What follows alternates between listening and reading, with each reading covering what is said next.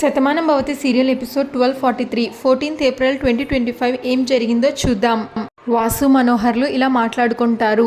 ఇప్పుడు నీలిమ కార్తిక్ భార్య అయింది. భానుకి స్పృహ వచ్చాక నీలిమని ఏమని పరిచయం చేద్దాం? దానికి వాసు, అదే నాకు అర్థం కావట్లేదు. నువ్వు ఎప్పటికీ తిరిగి రావు అని మేమే నిర్ణయించేసుకుని కార్తిక్కి నీలిమనిచ్చి పెళ్లి చేశామని తనకి ఎలారా చెప్పేది అంటాడు వాసు. నీలిమ ఆ మాటలు వింటూ ఏడుస్తూ ఉంటుంది పక్క నుంచి. దానికి మనోహర్, అలా చెప్తే నా స్థానం ఇంతేనా? నా గురించి ఆలోచించింది మీరు ఇంతేనా? నేను పోయాను అంటే కనీసం సంవత్సరం కూడా తిరగకుండా ఆ కార్తిక్కి పెళ్లి చేశారా అని అడిగితే మన దగ్గర సమాధానం ఉండదు కదరా అంటాడు మనోహర్. వాసు అలా అని భాను దగ్గర నిజమెలారా దాచడం? ఎప్పుడు నిజమే మాట్లాడాలి అనుకునే నా కూతురు ఇంత పెద్ద నిజం దాచడం అనుకునేది కరెక్ట్ కాదు కదా అని వాసు అంటాడు. అప్పుడు మనోహర్, కార్తిక్ కూడా నీలిమ విషయంలో దూరంగానే ఉంటున్నాడు. కానీ ఇప్పుడు భానుకి సంగతి తెలిస్తే ఏమని అర్థం చేసుకుంటుంది? మనసులో భాను ఉన్నా కూడా నీలిమ మెడలో తాళి ఎలా కట్టాడు అనే ప్రశ్న వస్తుందిరా. ఏంటో నాకేం తోచడం లేదురా అని మనోహర్ అంటాడు. వాసు, చూడు, జరిగేదేది మన చేతుల్లో లేదురా. మట్టిలో కలిసిపోయింది అనుకున్న నా కూతురు ఇప్పుడు మన కళ్ళ ముందుకొచ్చింది. కాసేపట్లో కళ్ళు తెరిచి నిజంగానే మనందరినీ చూస్తే తన వాళ్ళని తను కలుసుకుంది అన్న ఆనందం నా కూతురిలో ఉంటుంది. నన్ను అమ్మలాగా చూసుకున్న నా కూతురు తిరిగొచ్చింది అన్న ఆనందం నాకు ఉంది. సరే, కష్టమైన నష్టమైన ఏం జరగాలో అదే జరుగుతుంది. భాను దగ్గర మాత్రం ఈ నిజాన్ని దాచద్దు అంటాడు వాసు. నీలిమేమో పక్క నుంచి ఇదంతా విని ఏడుస్తూ ఉంటుంది. తర్వాత ఏం జరుగుతున్నది అన్నది అప్పుడు ఆలోచిద్దాం అని వాసు అంటే మనోహర్, సరేరా, ఇప్పుడైతే ట్రీట్మెంట్ జరుగుతుంది కదా, డాక్టర్ గారు ఏం చెప్తారో దాన్ని బట్టి మనం మాట్లాడదాంలే అని అనుకుంటారు ఇద్దరు స్నేహితులు. అందరూ హాస్పిటల్లో భానుకి స్పృహ వస్తుందేమో అని ఐసీయూ రూమ్ బయట ఎదురు చూస్తూ ఉంటారు. భువనేశ్వరి మురారితో, కిట్టయ్య, నీ బాధ పగవాళ్ళకు కూడా రాకూడదు. నీతో ఏం మాట్లాడాలో ఎలా మాట్లాడాలో కూడా నాకేమీ అర్థం కావట్లేదు. దానికి మురారి, ఎందుకమ్మా? ఏం జరుగుతున్నా మన మంచికే జరుగుతుంది అని ఎప్పుడు చెప్పే నువ్వే ఇలా మాట్లాడటం ఏంటమ్మా అని అడుగుతాడు. సత్య, ఇంకెలా మాట్లాడమంటావు మావయ్య? మన ఇంట్లో ఉన్న వ్యక్తి రాధ అనుకొని నువ్వు ఎంతగానో అభిమానించావు. అది మనందరికీ తెలుసు. కానీ తను మన రాధ కాదు, వేరే అమ్మాయి అని తెలిసినప్పుడు నీ రాధ ఎక్కడుందో అన్న ప్రశ్నతో పాటు ఇన్ని రోజులు నువ్వు పెంచుకున్న ఆశకి ఎంత బాధ అనిపిస్తుందో అర్థం చేసుకోలేని అమాయకులు ఇక్కడ ఎవ్వరూ లేరు. మరోపక్క భువనేశ్వరి, చూడు కిట్టయ్య, నా కొడుకు సంతోషంగా ఉండాలి అని, వాడెప్పుడు ఆనందంగా ఉండాలి అని నేను కోరుకున్నాను. కానీ అందరి గురించి ఆలోచించే నీకు ఇంత కష్టం వస్తుందని నేను ఊహించలేకపోయాను. అప్పుడు మురారి, వద్దమ్మా, ఇప్పుడు మనం ఇలా మాట్లాడుకుంటే అది తప్పే అవుతుంది. ఇన్ని రోజులు మన ఇంట్లో ఉన్న మనిషి మన మనిషి కాకపోయినా తను మనందరి గురించి ఆలోచించింది. నేను జైలుకి వెళ్తే తను ఎంతో రిస్క్ చేసి నన్ను విడిపించింది. మన ఊరి పరువుని, ఆడపిల్లల్ని కాపాడింది. ఒకప్పుడు రాధ ఈ ఊరి గురించి ఎలా ఆలోచించిందో తన రూపంలో ఉన్న భాను కూడా అలానే ఆలోచించింది. అయితే ఈరోజు తను తన వాళ్ళని కలుస్తుంది. మనకి పరాయి అయినా తను మనం ఇన్ని రోజులు అభిమానించిన మనిషి. తన వాళ్ళకి దగ్గరైనందుకు మనం ఆనందించాలి. ఇంక నా రాధ అంటావా, ఎక్కడో ఒక దగ్గర ఖచ్చితంగా తను బాగుందే అని అనుకుంటాను. నాకు దూరంగా ఎందుకు బతుకుతుంది అనేది మాత్రం నేను తెలుసుకుంటాను. తొందరలోనే తన్ని ఎలాగోలా కలుసుకుంటాను అన్న నమ్మకంతో నేను ముందుకు వెళ్తాను. ఇక్కడ మనకేమీ పని లేదు. భానుకి స్పృహొచ్చాక తన్ని పలకరించి నేను సత్య ఇంటికి వచ్చేస్తాం. నువ్వు ఒక్కదానివే ఇక్కడుండి ఏం చేస్తావు? నువ్వు ఇంటికి వెళ్ళమ్మా. బావ కూడా ఊళ్ళో లేడు కాబట్టి అక్కకి సాయంగా నువ్వు ఉండు అని కిట్టయ్య అంటాడు. దానికి భువనేశ్వరి, అది కాదు కిట్టయ్య, ఇక్కడ నిన్ను ఒక్కడినే వదిలేసి నేను ఎలా వెళ్ళను అని అడుగుతుంది. పర్వాలేదులే, అది మన ఊరే కదా, జయప్రద ఒక్కతే ఉన్నా ఊర్లో అందరూ ఉన్నారు కదా, ఇబ్బంది ఏమీ ఉండదు అని అంటుంది భువనేశ్వరి. అప్పుడు మురారి, నా రాధ నాకు కనిపించేంత వరకు, తను మళ్ళీ నా జీవితంలోకి వచ్చేంత వరకు నా మటుకు నేను ఒంటరిని అని బాధపడినా మీ అందరూ నాతో ఎప్పుడూ ఉన్నారు. నాకు ధైర్యం చెప్పటానికి అది చాలు నాకు. కానీ ఇప్పుడు నువ్వు ఇక్కడ ఉండడం వల్ల ప్రయోజనం ఏముంది? నేను కూడా ఉండాల్సిన అవసరం లేదు. కానీ ఇన్ని రోజులు మనతో ఉన్న మనిషి కాబట్టి తనకి మెలకు వచ్చాక ఒక మాట చెప్పి మేము వచ్చేస్తాం. నువ్వు బయలుదేరమ్మా అంటాడు మురారి. భువనేశ్వరి బయలుదేరడానికి సిద్ధమవుతుంది. కార్తిక్ని పిలిచి, బాబు, భానుమతి జాగ్రత్త, తను చాలా మంచి అమ్మాయి. నీ జీవిత భాగస్వామి గురించి నీకే చెప్తున్నానని మరోలా అనుకోకు. ఇన్ని రోజులు తను మా ఇంట్లో ఉంది కాబట్టి తనేంటో మేము తెలుసుకున్నాం. అందుకే ఇప్పుడు తనని వదిలేసి వెళ్ళాలన్నా మాకు చాలా బాధగా ఉంది. కానీ తన వాళ్ళను తను కలుసుకుంది అన్న నమ్మకంతో వెళ్తున్నాను. మీరిద్దరూ సంతోషంగా ఉండండి, ఒకసారి మీ ఇద్దరు కలిసి మా ఇంటికి రండి అని అంటుంది భువనేశ్వరి. అప్పుడు కార్తిక్ తప్పకుండా వస్తామండి, నా ప్రాణాన్ని నాకు చూపించిన గొప్ప వ్యక్తులు మీరు, మీకు ఎప్పటికీ రుణపడి ఉంటాను అని కార్తిక్ అంటే భువనేశ్వరి మన మధ్య ఎలాంటి పరిచయం లేకపోయినా సత్య ద్వారా ఒక పరిచయం ఏర్పడింది. అది ఇలాంటి పరిస్థితికి దారితీస్తుంది అని నేను ఆ రోజు ఊహించలేకపోయాను. ఈరోజు మన ఊహకి అందనిది జరిగింది అని భువనేశ్వరి అంటుంది. అప్పుడు ఊర్మిళ పాపనెత్తుకుని ఉంటుంది, ఇలా అంటుంది, మా భాను మాకు శాశ్వతంగా దూరం అయిపోయిందని మేమందరం ఎంతగానో బాధపడ్డామండి. అలాంటి మా ఇంటి వెలుగుని ఇన్ని రోజులు మీ ఇంట్లో ఉంచి ఎంతగానో ఆలోచించి తనకి పురుడు పోసి మీరు ఎంతగానో సహాయం చేశారు, ఏమిచ్చి మీ రుణం తీర్చుకోగలం అని ఊర్మిళాదేవి అంటుంది. మన మధ్య ఇంతకు ముందు పరిచయం లేకపోయినా ఈ బంధంతో ఒక బంధుత్వం ఏర్పడింది. తప్పకుండా మిమ్మల్ని ఎప్పటికీ తలుచుకుంటూనే ఉంటాం, చూడండి మీరు కూడా మా ఇంటికి వచ్చి వెళ్తూ ఉండండి అని అంటుంది ఊర్మిళ. దానికి భువనేశ్వరి అలాగేనండి, ఇంకా నేను బయలుదేరుతానండి అని వాళ్ళందరికీ నమస్కారం చేసి భువనేశ్వరి బయలుదేరుతుంది. ఇంకా నీలిమ హాస్పిటల్ బయటకు వచ్చి హాస్పిటల్ బయట బాధపడుతూ ఏడుస్తూ ఉంటుంది. ఇంకా భాను దగ్గర డాక్టర్ సిస్టర్కి ఇలా చెప్తుంది, సిస్టర్ ఎంఆర్ఐ స్కానింగ్ కూడా రెడీ చేయించండి, మిగిలిన టెస్టులు కూడా నేను రాసిస్తాను, అవన్నీ చేసి ఈవినింగ్ కల్లా రిపోర్ట్స్ రావాలి అని చెప్పండి అని అంటుంది సిస్టర్తో. అప్పుడు నర్స్ ఇలా అంటుంది డాక్టర్తో, మేడం ఈవిడ గతం మర్చిపోయి మొత్తం మళ్ళీ గుర్తొచ్చింది అని అందరూ అంటున్నారు కదా, ఇప్పుడు ఈమెకి స్పృహ వస్తే ఈమె ఎలా రియాక్ట్ అవుతుంది అని అడుగుతుంది. మరో పక్క నీలిమని చూపిస్తారు బయట. నీలిమ తన మనసులో ఇలా అనుకుంటుంది, ఖచ్చితంగా భాను నా మీద సీరియస్గానే రియాక్ట్ అవుతుంది, ఎందుకంటే నేను చేసిన ప్రతి పనిని ఎన్నో తప్పులు చేశాను, అవి మొత్తం భానుకి తెలిసిపోయింది. ఆ మావయ్యని జైలు నుంచి బయటికి తీసుకురావడం, ఆయన చనిపోయినట్టుగా నాటకం ఆడటం, ఇలా ప్రతి విషయం ఆ గవర్నమెంట్ డాక్టర్ భానుకి చెప్పేశాడు. నా నిజ స్వరూపం మొత్తం భానుకి తెలుసు, తనకి గతం గుర్తొస్తే తన వాళ్ళని గుర్తుపట్టేస్తుంది అని తన వాళ్ళందరూ ఆనందపడుతున్నారు. కానీ తరువాత నేను ఒక భయంకరమైన రాక్షసిలాగా అందరికీ కనిపిస్తాను, దానికి నేను భయపడుతున్నాను. ఇప్పుడు నేను మారాను అని అన్నా భాను నమ్మదు, అప్పటి నీలిమలాగానే నన్ను చూస్తుంది, నా గురించి ఇంట్లో అందరికీ చెప్పేస్తుంది, అందరూ నన్ను ఒక శత్రువుని చూసినట్లు చూస్తారు. ఆ బ్రతుకు నేను ఊహించుకోలేను, ఆ కోపాన్ని నేను తట్టుకోలేను, వాళ్ళు నన్ననే మాటలు నేను తట్టుకోలేను, అందుకే భాను అందరికీ దగ్గర అయ్యేసరికి నేను అందరికీ దూరం అయిపోవాలి అంటూ నీలిమ కారు దగ్గర నుంచొని బయట ఏడుస్తూ ఉంటుంది, గుక్కపట్టి ఏడుస్తూ ఉంటుంది. అప్పుడు చాందిని నీలిమ దగ్గరికి వస్తుంది. నీలిమ, అందరూ నీ గురించి మాట్లాడుకుంటుంటే నువ్వు ఇక్కడ ఒంటరిగా నిలబడి ఏం చేస్తున్నావు అని అడుగుతుంది చాందిని. దానికి నీలిమ, నేనెప్పుడూ ఒంటరినే కదా అని అంటుంది. దానికి చాందిని, ఏంటి అంత విరక్తిగా మాట్లాడుతున్నావు, భాను తిరిగొచ్చిందనా అని చాందిని అడిగితే దానికి నీలిమ, లేదు చాందిని, భాను లేనప్పుడే తనని ఎప్పటికీ మర్చిపోలేను అని కార్తిక్ నాతో చెప్పాడు. ఇప్పుడు భాను వచ్చాక నేను ఇంకా కార్తిక్ గురించి ఆలోచించడం అవివేకం అవుతుంది. ఇప్పుడు చాందిని, చూడు నీలిమ, నీ గురించి మేమందరం ఆలోచిస్తున్నాం, ఇప్పుడు నువ్వు ఇలాగ ఆలోచిస్తుంటే మాకు బాధగా ఉంటుంది.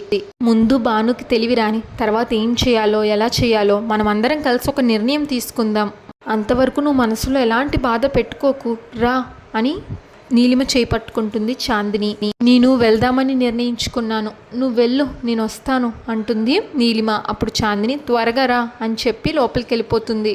నీలిమ తన మనస్సులో, నేను అక్కడికి రాకూడదు, నేను వెళ్ళిపోవాలి, కానీ ఇప్పుడు నేను ఆత్మహత్య చేసుకుంటే నేను తప్పు చేశాను అని అందరూ అనుకుంటారు, నేనే లేనప్పుడు నా గురించి ఎవరేమనుకుంటే ఏంటి అని చెప్పి గుక్కపెట్టి ఏడుస్తుంది నీలిమ. పాపం నీలిమకి వాళ్ళ పెద్దమ్మ అక్క గుర్తొస్తారు.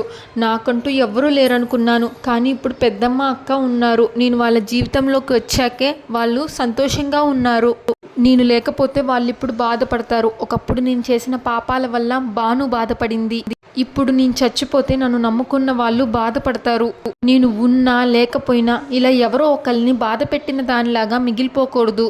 భాను కళ్ళు తెరిచాక నా తప్పుని చెప్తాను, తను కాళ్ళు పట్టుకొని క్షమించమని అడుగుతాను, తరువాత తను ఏ నిర్ణయం తీసుకుంటుందో ఆలోచిస్తాను అని కళ్ళు తుడుచుకొని లోపలికి వెళ్తుంది నీలిమ.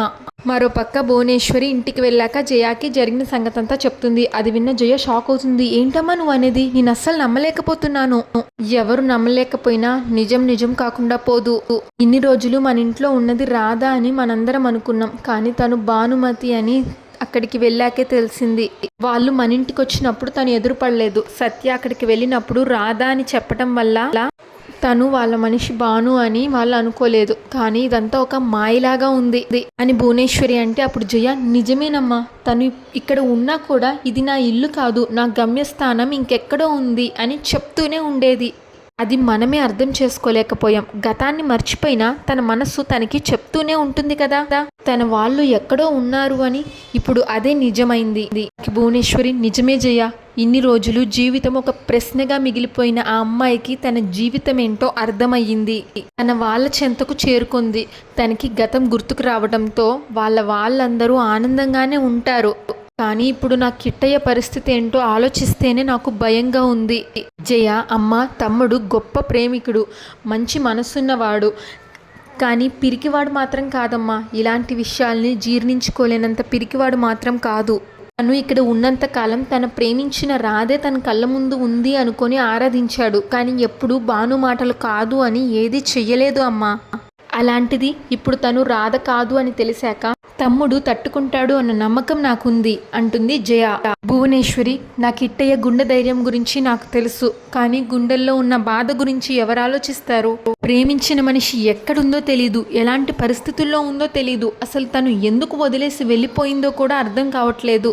అప్పుడు జయ తలదించుకుంటుంది, తనకి తెలుసు కాబట్టి. భువనేశ్వరి, ఇలాంటి సమయంలో తను మానసికంగా ఎంత నలిగిపోతాడో ఒక అమ్మగా నేను అర్థం చేసుకుంటాను. కానీ తన బాధని నా కొడుకు నాతో కూడా పంచుకోడు, గుండెల్లోనే దాచుకుంటాడు. వాడి జీవితం ఏమవుతుందో అని ఆలోచిస్తేనే నాకు చాలా భయంగా ఉంది అని భువనేశ్వరి అంటుంది. దానికి జయ, మంచి వాళ్ళకి ఎప్పుడు చెడు జరగదు అని భాను మనకి నిజం చేసింది. తమ్ముడి ప్రేమకి రాధ ఎందుకు దూరమైనది అన్నది మనం ఇప్పుడు ఎంత ఆలోచించినా ప్రయోజనం లేదు. కానీ తమ్ముడికి బాధ లేకుండా చూసుకోవాల్సిన బాధ్యత మాత్రం మన మీద ఉంది. అది తప్పకుండా మనం చేద్దాం. వాడికి మనం ఉన్నామన్న ధైర్యాన్ని ఇద్దాం. వాడు ఒంటరి వాడు కాదు అని మన కంటికి రెప్పలాగా మనం కాపాడుకుందాం అని జయప్రద అంటుంది. సరే అన్నట్లు తలూపి భువనేశ్వరి అక్కడి నుంచి వెళ్ళిపోతుంది. ఇంకా జయ తన మనస్సులో ఇలా అనుకుంటుంది, నన్ను క్షమించు అమ్మా, అప్పుడు నేను మూర్ఖంగా ఆలోచించి తమ్ముడు ప్రేమకి రాధ మన ఇంటి నుంచి దూరంగా వెళ్ళిపోవడానికి కారకురాలు నేనే. రాధ తిరిగి ఎప్పటికీ రాలేదు. ఒకవేళ వస్తే తమ్ముడు జీవితంలో ఉంటుంది, కానీ తను మన ఇంటి పేరు నిలబెట్టలేదు అని తనకి తెలుసు. రాధ తల్లి కాలేదు కాబట్టి తన ప్రేమను త్యాగం చేసి ఇక్కడి నుంచి వెళ్ళిపోయింది. తను దూరం అవడానికి కారణం నేనే అయినా ఇప్పుడు ఆ మాటని నేను నీకు చెప్పలేను, కానీ నా తమ్ముడి బాధను తీర్చే ప్రయత్నం మాత్రం నేను చేస్తాను అని తన మనస్సులో అనుకుంటుంది జయ. ఇంకా ఫ్యామిలీ అడుగుతారనమాట, కార్తిక్, భానుకి ఎప్పుడు స్పృహ వస్తుంది, తను మా అందరినీ ఎప్పుడు చూస్తుంది అని. దానికి డాక్టర్, టెస్టులు చేశాము, రిపోర్ట్స్ సాయంత్రానికి వస్తాయి, ఐ థింక్ రేపు మార్నింగ్ కల్లా తనకి కాన్షియస్ రావచ్చు అని అంటుంది. కాన్షియస్లోకి వచ్చాక తను ఎలా రియాక్ట్ అవుతుంది, తన సిచ్యువేషన్ ఏంటి అనేది పూర్తిగా మనకి ఒక క్లారిటీ వస్తుంది అని డాక్టర్ అంటుంది.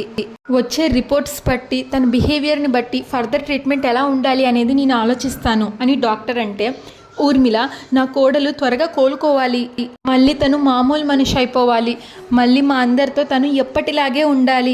దాని గురించి ఎంత ఖర్చు అయినా మీరు ఆలోచించకండి, ఎంత ఖరీదైనటువంటి ట్రీట్మెంట్ అయినా మీరు చేయించండి, ఇంకా ఖరీదైన డాక్టర్స్ కావాలన్నా మీరు పిలిపించండి అని చెప్తుంది ఊర్మిళ. దానికి డాక్టర్, చూడండి మేడం, ఇలాంటి కేసులు చాలా అరుదుగా ఉంటాయి, వీటిని ఎమోషనల్గా కాకుండా చాలా స్మార్ట్గా డీల్ చేయాలి, ఇలాంటి కేసుల్లో కొంచెం పేషెన్స్ ఉండాలి. చెప్పాను కదా, రేపు తను కాన్షియస్లోకి వచ్చాక రిపోర్ట్స్ని బట్టి ఏం చేద్దాం అన్నది ఆలోచిద్దాం. మీ అందరూ ఇక్కడ ఉండి ఏమీ ప్రయోజనం లేదు, అందుకే మీరు ఇంటికి వెళ్ళండి. ఏదైనా అర్జెంట్ అనుకుంటే నేను మీకు ఫోన్ చేస్తాను. వాసు బిడ్డను వదిలేస్తే అలా ఎలా వెళ్తాం మేడం అని అంటాడు. ఇంకా కార్తిక్, లేదు మేడం, ఇన్నాళ్ళు తనని వదిలేసి ఒక నరకంలో బతికాను, ఇప్పుడు తనని వదిలి నేను ఎక్కడికి వెళ్ళను అంటూ కార్తిక్ ఏడుస్తాడు. అదంతా చూస్తాడు మురారి. అప్పుడు మనోహర్, కార్తిక్, ఇప్పుడు తను స్పృహలో లేదురా, నువ్వు ఇక్కడే ఉన్నా కూడా నువ్వు తన పక్కనే ఉన్నావన్న విషయం కూడా తనకి తెలియదురా.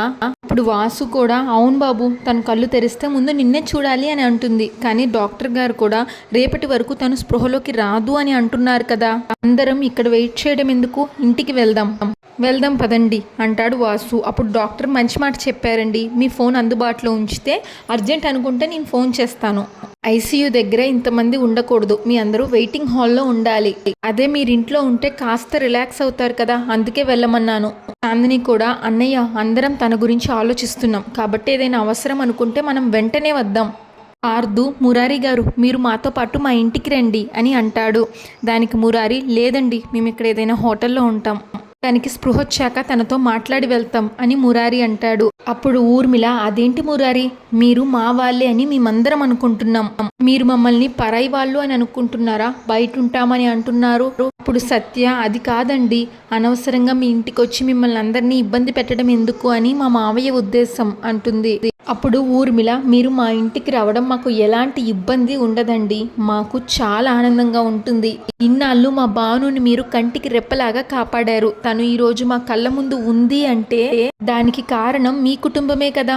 చూడండి, మీరెప్పుడు మాకు ఆత్మీయులే అవుతారు తప్ప పరాయి వాళ్ళు ఎప్పుడు కాదు, దయచేసి కాదనకండి అని ఊర్మిళ అంటే, పార్దు, ఏంటండి ఆలోచిస్తున్నారు, ఇన్ని రోజులు మన మధ్య ఒక పరిచయం మాత్రమే ఉంది, ఈ సంఘటన తర్వాత మన రెండు కుటుంబాల మధ్య ఒక అనుబంధం ఏర్పడింది, ఆ బంధం ఎప్పుడు అలాగే ఉండాలి, మీరు ఇంకేమీ ఆలోచించకండి, పదండి వెళ్దాం అంటాడు పార్దు.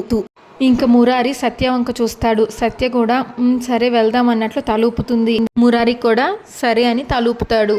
కార్తిక్, డాక్టర్ పాపని తీసుకెళ్ళొచ్చా అంటే, డాక్టర్ తల్లి నుంచి బిడ్డను వేరు చేసి తీసుకెళ్ళకూడదండి, పాపకి ఏ ఇబ్బంది ఉండదు, తన ఫీడింగ్తో సహా అంతా మేము చూసుకుంటాం, మీరు వెళ్ళండి అంటుంది డాక్టర్. ఇంకా అందరూ హాస్పిటల్ నుంచి బయలుదేరుతారు ఇంటికి. అంతటితో ఎపిసోడ్ పూర్తవుతుంది. ఇంకా నెక్స్ట్ ఎపిసోడ్ ప్రోమోలో కార్తిక్ భాను ఫోటోతో మాట్లాడుకుంటూ ఉంటాడు ఇంట్లో. భాను, నువ్వెప్పుడు కళ్ళు తెరుస్తావా, నీకెప్పుడు స్పృహ వస్తుందా, నా మనసులోని బాధనంతా నీతో ఎప్పుడు పంచుకుందామా అని ఎదురు చూస్తున్న ప్రతి క్షణం ఒక యుగం లాగా కనిపిస్తుంది. తెల్లారి అందరూ మళ్ళీ హాస్పిటల్కి వస్తారు. నా భాను పరిస్థితి ఏంటి అని అడుగుతుంది ఊర్మిళ డాక్టర్ని. అప్పుడు డాక్టర్, ఇప్పుడు తనకి చాలా క్రిటికల్గా ఉంది, ఏ చిన్న పొరపాటు జరిగినా తను చనిపోయే ప్రమాదం ఉంది. ఆ మాట వినంగానే అందరూ షాక్ అవుతారు. నీలిమ, కార్తిక్, ఊర్మిళ, మురారి వీళ్ళందరూ షాక్ అవుతారు. Shatamanam Bhavati serial regular episode కోసం మా ఛానల్ని సబ్స్క్రైబ్ చేయండి. ఈ ఎపిసోడ్ పైన మీ అభిప్రాయాన్ని తప్పకుండా కామెంట్ చేయండి.